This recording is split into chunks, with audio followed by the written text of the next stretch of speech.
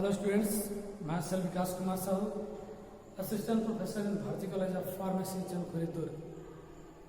Today we will discuss about stroke or epilepsy. ये जो disease है सभी इसके बारे में जानते हैं, स्ट्रोक जो कि मोस्टली ब्रेन में देखा गया है।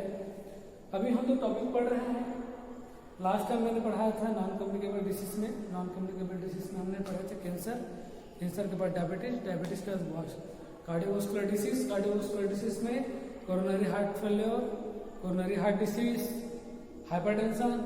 आज हम डिस्कस करेंगे नॉन कम्युनिकेबल डिसीज में स्ट्रोक। नॉन कम्युनिकेबल डिसीज पढ़ाने से पहले मैं बता देता हूँ briefly what is a non communicable disease. Non communicable disease वह डिसीज होता है जो कि एक पर्सन से दूसरे पर्सन में किसी भी माध्यम के थ्रू फैलता नहीं है। यह या तो आपको किसी अनकन्वेंशनल लाइफ स्टाइल या फिर ओबेसिटी, हाइपरटेंशन या फिर इंड ऑर्गन, जो कि इंड ऑर्गन्स होते हैं, उसके कारण होने वाले डिसीज को ही हम नॉन कम्युनिकेबल डिसीज कहते हैं। या तो हेरिडिटी के थ्रू होता है, अनुवांशिकी, आपके माता पिता से आपके में ट्रांसफर हो सकता है, लेकिन ये one person to another person यह कम्युनिकेट नहीं होता, फैलता नहीं है, उसी को हम नॉन कम्युनिकेबल डिसीज कहते हैं। तो स्ट्रोक क्या होता है? Stroke is nothing but it is the stroke is defined as the rapid disturbance of the cerebral more than 24 hours and lasting for the more than 24 hours or the producing the death due to the vascular lesion. Stroke जो है वो mainly brain में होता है। Brain हम जानते हैं इस तरीके से हमारा ब्रेन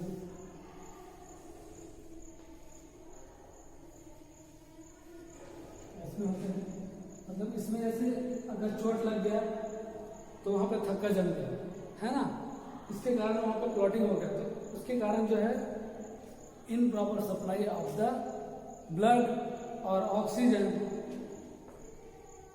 इसका स्ट्रोक। क्योंकि ब्रेन को करने के लिए, काम करने के लिए ब्लड और ऑक्सीजन की जरूरत होती है, जिसके कारण ऑक्सीजन और वो ब्रेन में प्रॉपर सप्लाई नहीं हो पाता। क्यों? क्योंकि वहाँ पे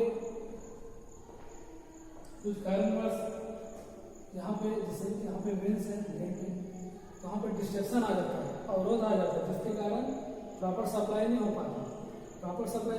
तो हार्ट क्या करता है, वो अधिक से अधिक पंप करने की कोशिश करता है, वहाँ पे पहुँच जाने की कोशिश करता है, और क्या हो सकता है यहाँ पे ब्रेन हेमरेज हो सकता है, जिसके कारण इन प्रॉपर सप्लाई ऑफ द, जिसके कारण ब्रेन हेमरेज हो जाएगा और क्लॉटिंग बढ़ जाएंगे, फिर वो ब्लॉक कर देता है उस पर्टिकुलर एरिया को, जिसके कारण क्या हो सकता है, स्ट्रोक होने के चांसेस बढ़ सकते हैं।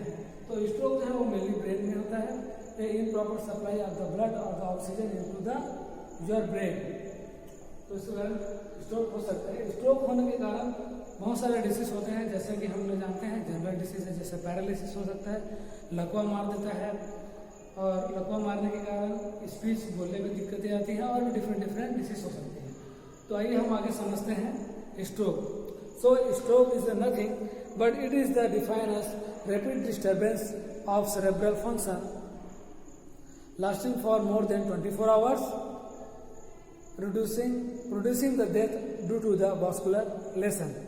The vascular lesion may be, जो vascular से होने वाले डिसीज है, vascular lesion may be thrombosis and hemorrhage.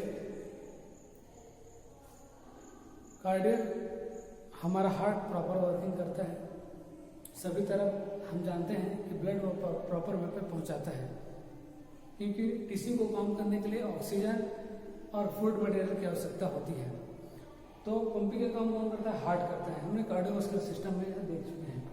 तो उसी प्रकार ब्रेन को काम करने के लिए ऑक्सीजन और फूड मटेरियल्स जैसे न्यूट्रिशंस है, विटामिन है ना, इस सब चीज़ की जरूरत पड़ती है। तो ब्रेन को काम करने के ब्लड ऑक्सीजन की जरूरत पड़ती है। तो कौन सप्लाई करता है ब्लड? हार्ट करता है। तो अगर हार्ट प्रॉपर वे पे अगर सप्लाई नहीं कर पाता ब्रेन में ब्लड के साथ साथ न्यूट्रिशन ऑक्सीजन, तो उसके कारण होने वाले तो डिसीज को ही स्ट्रोक कहा जा सकता है। इसके कारण क्या हो सकते हैं?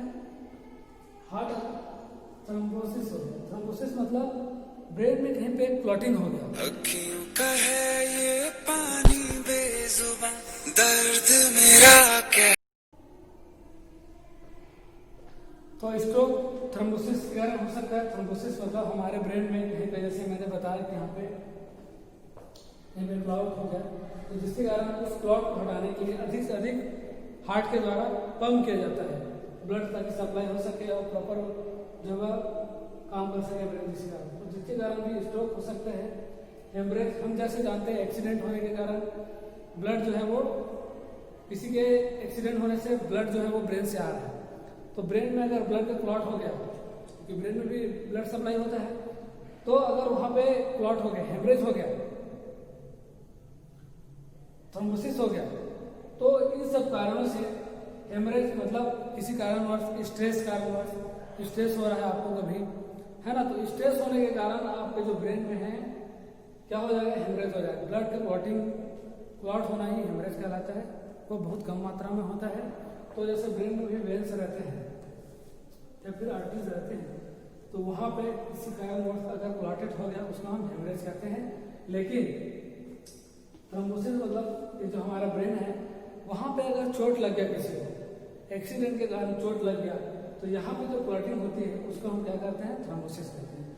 तो इन दोनों कारणवश अगर हमारे ब्रेन में कोई भी डिसफंक्शन हो सकता है, जिसके कारण हमारा ब्रेन अच्छे से काम नहीं कर सकता और अचानक स्ट्रोक आ जा सकता है, उसको हम ब्रेन में स्ट्रोक आ सकता है, या फिर उसको हम एपोप्लेक्सी भी कहते हैं। मेन फेसिटेशन क्या होता है? मेन फेसिटेशन क्या होता है?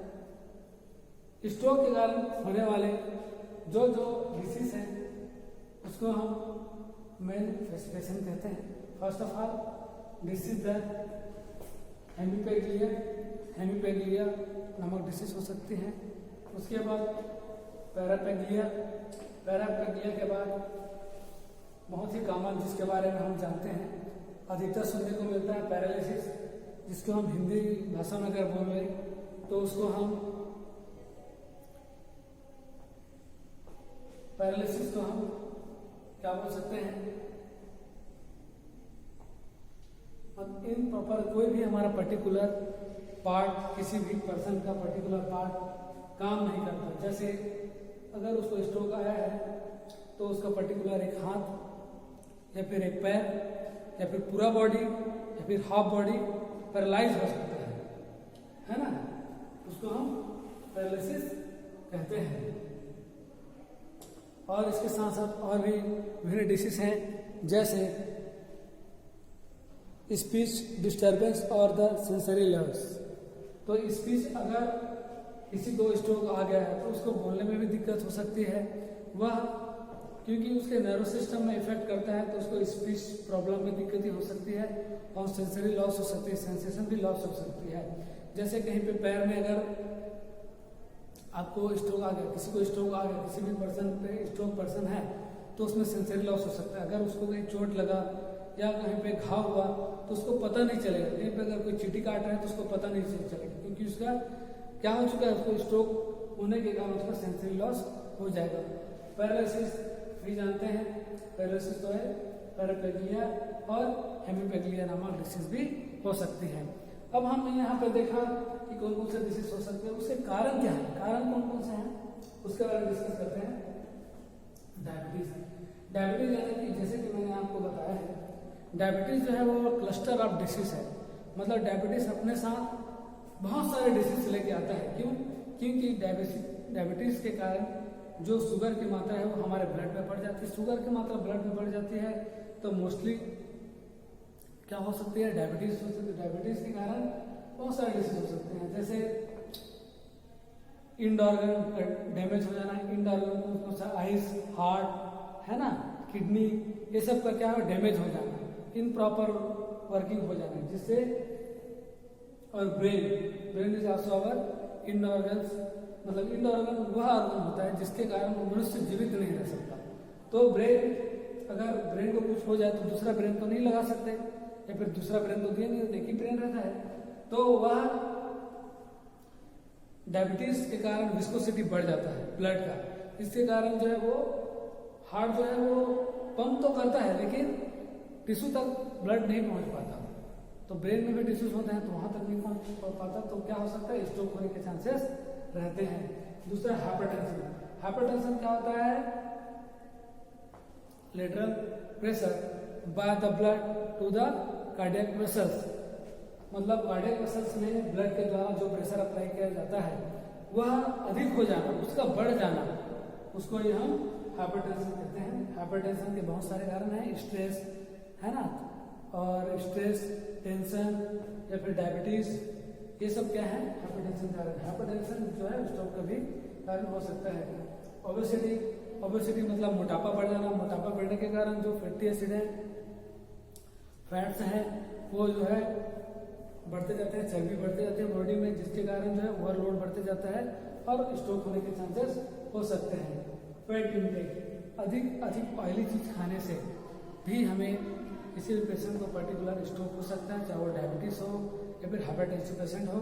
अगर वह फैट इंटेक कर रहा है तो जिसके कारण उसको पैरालिसिस या फिर स्ट्रोक होने के चांसेस हो सकते हैं। Increase the viscosity of the blood, जैसा कि मैंने बताया कि डायबिटीज में विस्कोसिटी बढ़ जाता है, तो विस्कोसिटी अगर बढ़ जाएगा तो क्या होगा, उसका जो थिकनेस मतलब वो अधिक गाढ़ा हो जाएगा ब्लड, और अधिक गाढ़ा होने के कारण कैपिलरीज में टिश्यू तक नहीं पहुंच पाएगा, टिश्यू तक नहीं पहुंच पाएगा, जिसके कारण ब्रेन में जो ब्लड सप्लाई रुक जाएगा, ब्रेन में ब्लड सप्लाई रुक जाएगा, जिसके कारण उसको स्ट्रोक हो सकता है। जिस प्रकार हार्ट अटैक होता है उसी प्रकार ब्रेन में स्ट्रोक होता है। यह जो है सिंपल वर्ड में समझने की बात है। Clotting of the blood, blood कहीं पर थक्का जम गया, मैंने बताया कि ब्रेन में कहीं पर अगर थक्का जम गया तो उसके कारण भी क्या हो सकता है, स्ट्रोक हो सकता है। अल्कोहल, स्मोकिंग, और अगर कोई पेशेंट जो है स्मोकिंग कर रहा है, कोई नॉर्मल पेशेंट भी अगर स्मोकिंग कर रहा है, अल्कोहल अधिक से अधिक मात्रा में ले रहा है, तो उसको भी स्ट्रोक होने के चांसेस बढ़ जाते हैं। Injection alcohol contraceptive, oral contraceptive अभी देखा गया बहुत ही कॉमन हो चुका है आजकल के लाइफ स्टाइल में। तो ओरल कॉन्ट्रासेप्टिव लेना बहुत ज़्यादा हानिकारक है। ओरल कॉन्ट्रासेप्टिव के कारण ही बहुत सारे डिसीज हो सकते हैं, जिसमें से स्ट्रोक भी शामिल हैं, है ना। अब तो हम देखते हैं यहाँ पे डेफिनेशन, स्ट्रोक का डेफिनेशन, थ्रोम्बोसिस किस कारणवश होता है, उसके होने वाला दुष्प्रभाव क्या है, दुष्प्रभाव उसके कारण क्या है, स्ट्रोक होता है उसके कारण क्या है। अब आइए हम देखते हैं इसके प्रिवेंशन एंड कंट्रोल।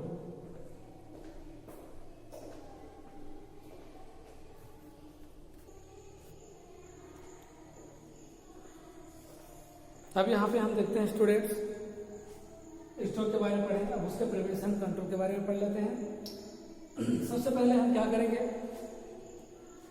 जो हाइपरटेंशन है किसी भी पेशेंट का, है ना, उसको कंट्रोल करेंगे।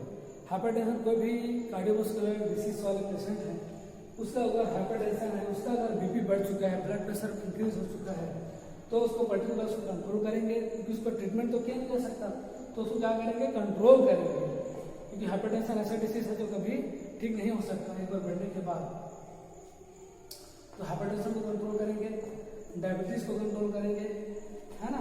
कैसे कंट्रोल करेंगे, to the improvement of our daily life, to lifestyle and discuss और consult with the registered medical practitioner. उसके बाद फैटी फूड है उसको अवॉइड करेंगे, ऑयली खाना जो भी है बाहर खाते हैं या फिर घर में खाते हैं वो बहुत ज़्यादा हो रहा होगा तो उसको हम कम करेंगे, रिड्यूस करेंगे या कम खाएंगे। या फिर अगर आपको डायबिटीज है, शुगर है ना, या फिर आपको हाइपरटेंशन है तो उसको लगभग अवॉइड करने की कोशिश करेंगे। उसके बाद जो डाइट है उसको रेगुलेट करेंगे, मतलब जो अपने डाइट है उसको हम कंट्रोल करेंगे, ज़्यादा फैटी एसिड नहीं खाएंगे, बाहर का जो खाना नहीं खाएंगे। फिर एंड स्ट्रोक द फॉलोअप, उसके बाद जो हम स्ट्रोक हुआ है, अगर किसी पेशेंट को स्ट्रोक हो गया उसको पता चला है उसको जाएंगे, उसका ट्रीटमेंट कराएंगे, डॉक्टर को दिखाएंगे और उसका फॉलोअप भी बहुत जरूरी है, क्योंकि यह दोबारा भी हो सकता है, इसलिए उसका फॉलोअप भी रेगुलर चेकअप कराते रहना है। और लास्ट में हम देखते हैं health education program stroke and cases, मतलब जो हेल्थ एजुकेशन प्रोग्राम है वो जाके जहाँ पे जनसंख्या है, जहाँ पे स्ट्रोक अधिक हो रहे हैं या फिर जहाँ पे मोर्टेलिटी मॉर्बिडिटी रेट अधिक है, वहाँ पे जाके एरिया वाइज हम health education program different way पे हम कर सकते हैं, जैसे लाइक एडवर्टाइजमेंट के थ्रू, रेडियो, टीवी या पंपलेट बांट के कर सकते हैं, या फिर न्यूज़पेपर में उसका एडवर्टाइजमेंट दे सकते हैं। तो हेल्थ अवेयरनेस प्रोग्राम करना है, स्ट्रोक के बारे में बताना है, उसके कारण के बारे में बताना है और उसके निवारण के बारे में भी बताना है। तो यह हो गया हमारा स्ट्रोक। आज हम नॉन कम्युनिकेबल डिसीज में स्ट्रोक पढ़े, इसको एपोफिलैक्सी भी कहते हैं। अगर इससे रिलेटेड आपको कोई भी डाउट है तो स्टूडेंट प्लीज़ कमेंट बॉक्स पे कमेंट कीजिए। Thank you very much.